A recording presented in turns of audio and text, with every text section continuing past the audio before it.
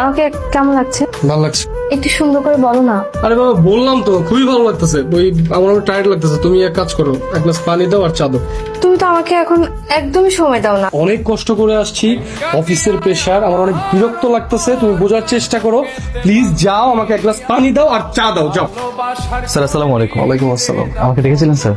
হ্যাঁ, ওই হয়েছে কি, আমার বাসায় হঠাৎ করে আমার ল্যাপটপটা প্রবলেম দেখা দিচ্ছে, তো আমি অফিসে আসার সময় আনতেও ভুলে গেলাম।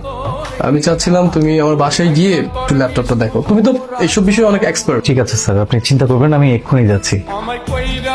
আমি রাকিব, আবির স্যার অফিসে জব করি। স্যার বললো যে আপনাদের নাকি ল্যাপটপটা নষ্ট হয়ে গেছে, আমি ঠিক করতে আসি। ঠিক আছে, ভেতরে আসো। ল্যাপটপের কি সমস্যা হয়েছিল? তেমন কিছু না, ওই একটু সিটিং এর প্রবলেম হয়েছে, ঠিক হয়ে যাবে। এই বাসার ভিতরে কি আপনি সারাক্ষণ একা একাই থাকেন, একা একাই সময় কাটান? আপনার স্যার তো সবসময় অফিসে বিজি থাকে, এই জন্য বাসায় একাই থাকতে হয়। আপনাকে দেখে মনে হচ্ছে প্রায় আপনার মন খারাপ থাকে। যদি আপনি চান তো মাঝে মাঝে আপনার সাথে গল্প করতে পারি। সেরকম হলে তো খারাপ হয়। তোমার সাথে আমার কিছু কথা আছে। ছাড়ো না, কাজটা শেষ করতে হবে। আমরা বিয়ে করেছি অনেকদিন হয়ে গেছে, আমরা তো এখন 2জন থেকে 3জন হতে পারি, বলো? তো পরে কথা বলি এসব বিষয় নিয়ে। হ্যালো, কে বলছেন? ইঞ্জিনিয়ার সাহেব, আমি তানিয়া।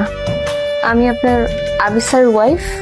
ও ও ও মাই গড, আপনি আপনি ফোন করেছেন? আমার তো বিশ্বাসই হচ্ছে না। আমি তো ভেবেছিলাম যে আপনি আমার কার্ডটা ফেলে দিয়েছেন।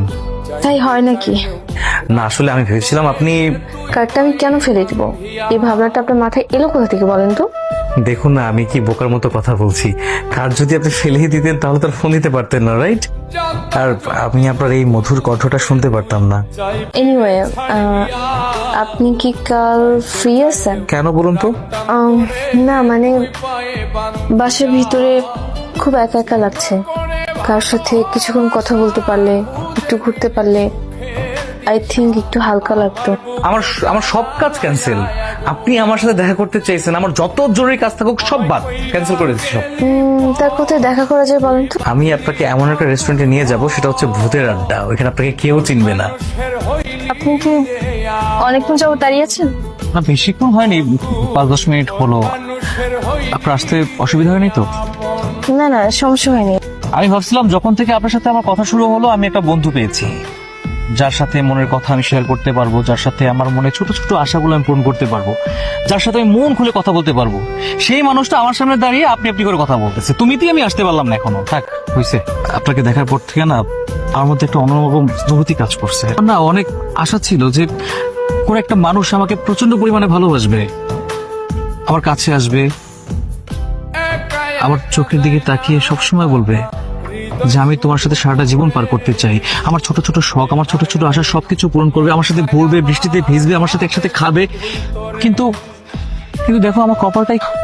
আমিও তো একই জিনিসই চাই, যে কেউ আমাকে একটু বুঝুক, কেউ আমার সাথে একটু সময় কাটা, একটু গল্প করো। তুমি বিশ্বাস করো, আমার এর চেয়ে বেশি আর কিছু চাওয়ার নেই। ভালো তো হয়েই গেল।